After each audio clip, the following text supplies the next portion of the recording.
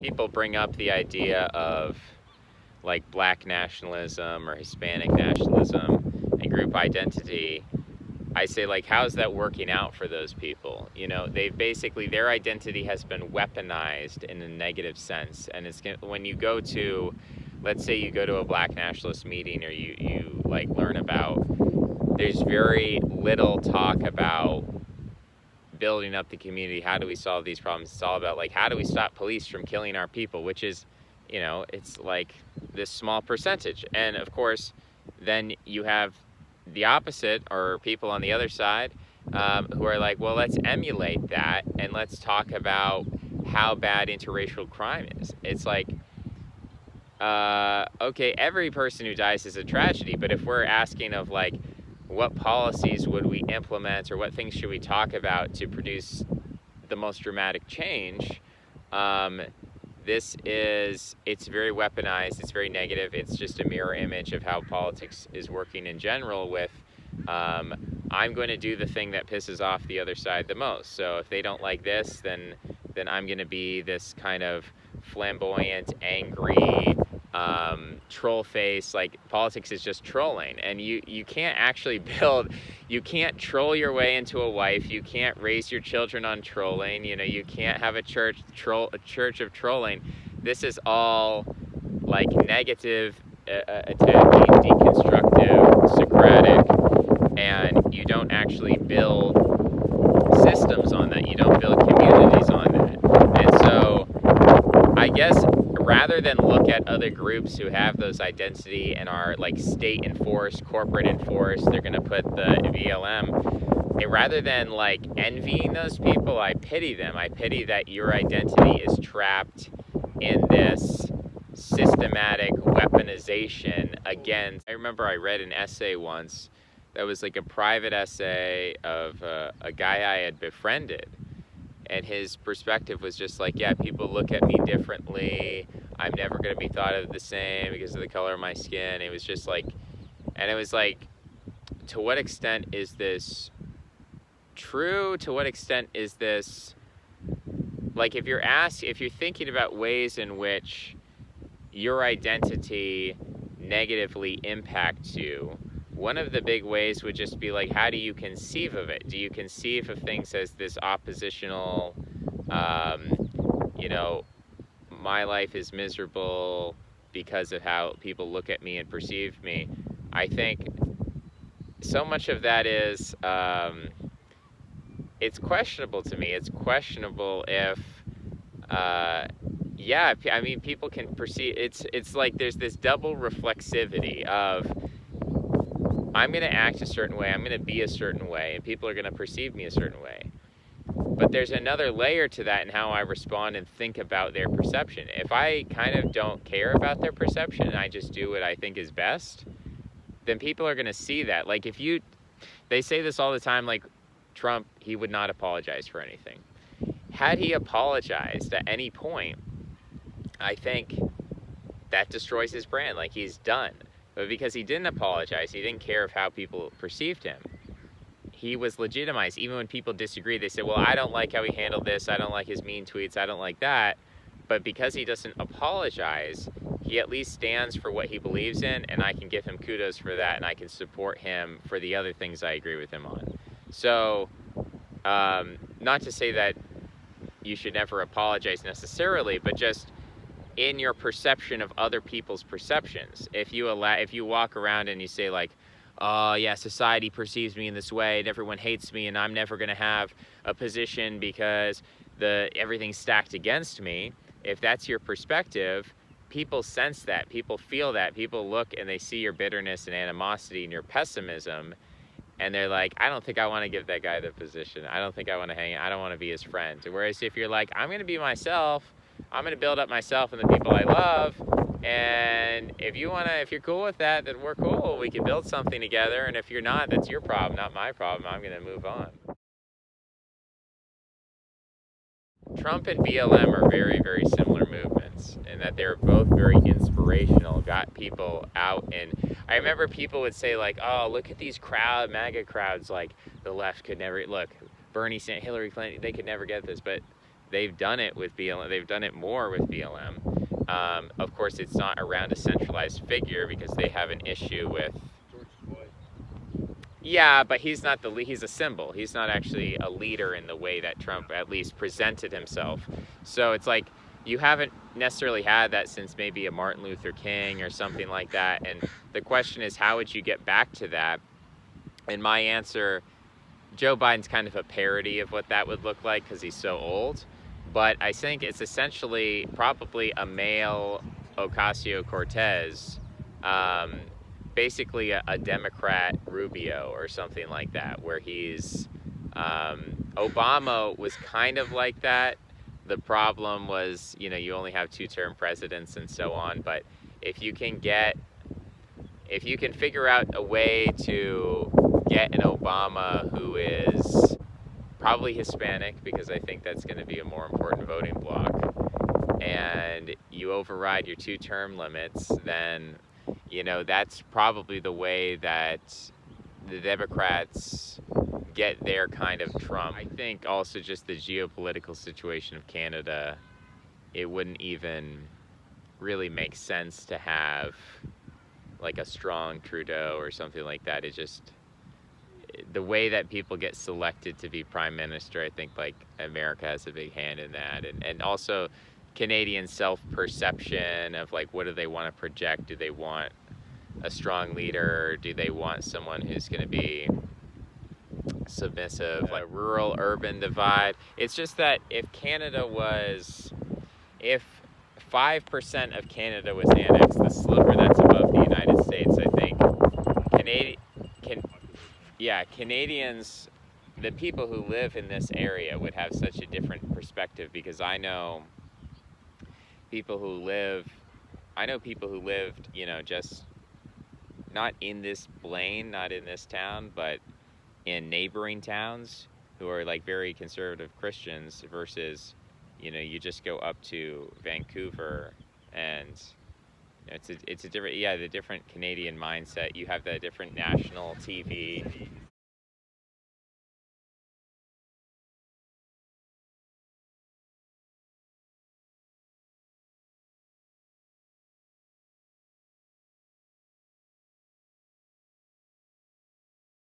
It's not just geopolitical, but it's the sense of like, when you're an American conservative and you're part of America, you feel empowered. Like, America, fuck yeah, World War II champs back to back. Like, we can do anything. And you're part of a team. Like, you're part of the winning team. There's a way that you could take the people who already live in Canada and just shift their perspective a little bit and be like, yeah, we're the American Spartans, or we're like the elite, like the hinterland. Like, they have that in the South. Because there's this huge antagonism where Southerners don't like Northerners, Northerners don't like Southerners, but Southerners take a huge amount of pride in, like, we provide the infantry for the military, and we're the backbone of this country, and you couldn't survive without us. A lot of that's changing over time.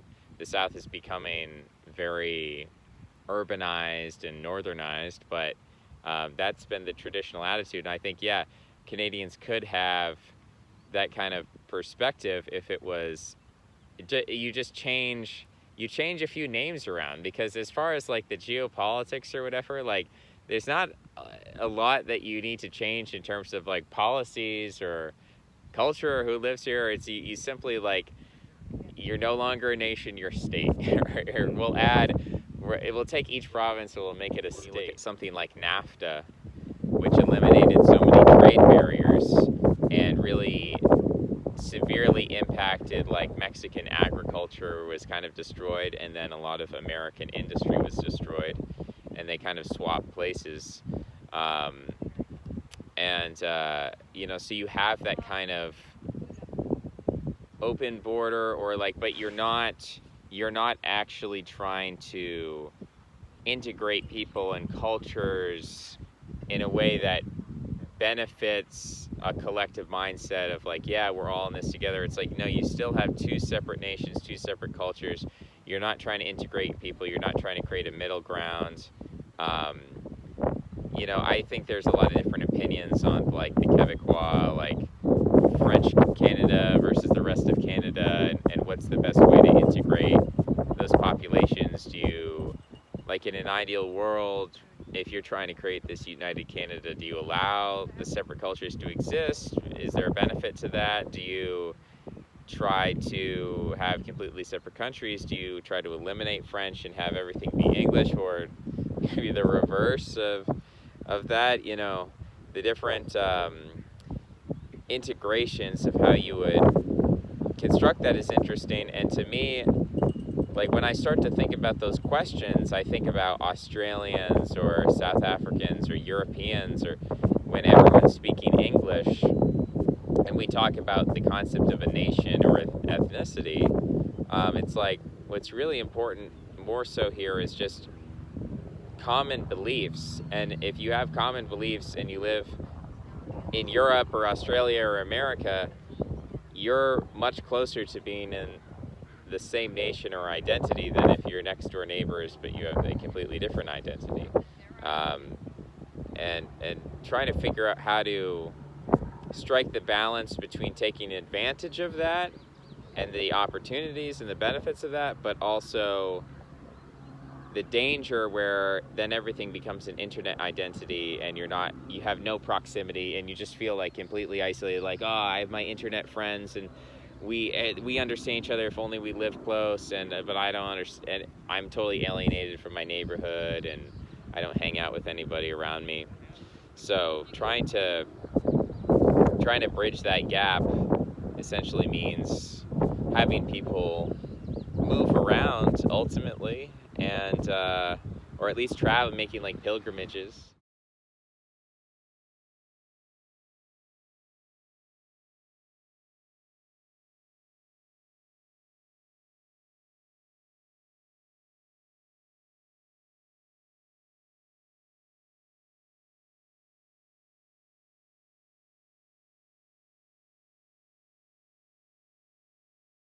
I had a conception at one point of like, oh, I'm not going to be really involved with people. I'm just going to like make a lot of money and then I'll donate to people who are actually doing things. But at some point, Amish and how like they can build a house in a day, and how like if you want to build a house, you have to go pay someone minimum like 40,000 to build a house. And you know, what's the cost of that? Maybe a couple thousand for the lumber, but the labor's all, well, yeah, maybe it's more expensive now. For me on this road trip, like one of the things is looking at the price. If I had stayed in a hotel every single night from February to now, March, April, May, 90 days, 100 times 90, that's $9,000. If I chose to do that. And for a lot of people, it would be like, if I want to travel, of course I have to stay every night in a hotel. That's a necessity. And, you know, in the context of what you're talking about, okay, so what, $9,000? But I think it does scale in a way, and there's certain, knowing your neighbors, having those connections, and also just feeling like, I don't know, I think some of the issues people have are like they don't know how to solve social problems. They don't know how to make those connections. It just seems, because that's not really something that individuals are necessarily meant to organize. Like, you're born into a group and you're socialized in that group, and you know people who don't, and maybe you're not the most social person, but you probably have friends or family who are like the social butterflies, and they connect people, and they basically do it for you, right? So you're like, oh, I need something, I need a service or a good, and they're like, oh, I know somebody who does that, let me connect you to them. And it's like, oh, I never would have known them, but you have like these nodes in the system. And when you separate, that, I hate that the term incel, because it has nothing to do with celibacy, really. I mean, I think you can be not, you don't have to be celibate, and you can still have an incel like mindset. Like, you can go, I guess they call them gym cells, or like you go to the gym, you come really buff, you get all the girls, but you don't have any friends, like you don't have a community, you don't have any of that. So it's not about the celibacy, it's more like involuntarily unsocial. or something. I don't know what the little snappy term you come up with, but like involuntarily lonely, in lawn, or in loan or something. Involuntarily lonely. That is really where people are, and they don't have the structure of like how do you get out. There's very few. There's a group of people who are the type, like you put them in any kind of situation and they will be like, I need to make a friend today. Like I'm gonna go up to someone, I'm gonna talk to them, I'm gonna keep doing that until like I have plans for tonight. There are people like that, and they're kind of rare. Most people are just like, no, I'm gonna wait for the person to come to me and tell me we have plans tonight, and then I'll go and then I'll be happy. But until that happens, I'm just gonna sit here and wait, because that's historically what you expect to do. And to put people in this situation, it causes a lot of harm because there's a need. It would be like you need to eat, but you feel socially awkward about like going in the grocery store or something like that, and so you're malnutritionally, you're eating out of trash cans. That's the way people are socially. They're eating out of the social trash can because they feel like they can't get into the grocery store. They don't know how. It's too difficult. They don't have the key or whatever, and you need a way. You need a way to get by that, because that's a huge psychic cost. Let alone the fact that if you're atomized, you're not really doing it. You're making money so that you can buy luxury goods or something that aren't going to make you happy. So at the highest level, you don't actually have a telos to use your money towards. But even ignoring that factor, you're just there's such a psychological cost. And again, there are, just as there are social butterflies, there are people who don't really need socialization at all. They're very, grumpy, kind of like stay away from me, antisocial people who can just be a programmer or something. Right, both types are rare. Most people are in the middle. Most people need the interaction, but they can't figure out how to get it on their own. They need some kind of structure that organizes them.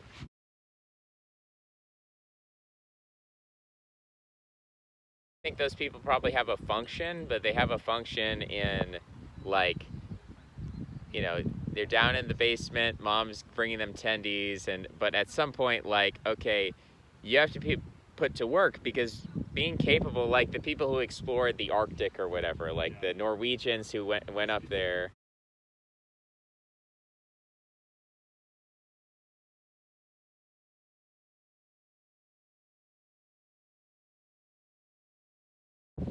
I definitely think those people have the ability to provide, something very valuable, but they do need to be like, someone needs to know like they exist and keep up on them and provide the incentives. Like, okay, yeah, you really like playing Minecraft, or you really like Terry Davis, like, oh, you want to program your own operating system? Cool. You clearly have skills. How can we coax you using carrots and sticks to actually do something really productive? Okay, yeah, well, I mean, he could have done more than that. So how do you identify those people? Probably at an early age. To identify those people probably when they're kids and young adulthood, to track them and to be like, we're going to recruit you into some kind of system where we're going to accommodate your eccentricities, but we're going to direct you towards something that's useful to other people.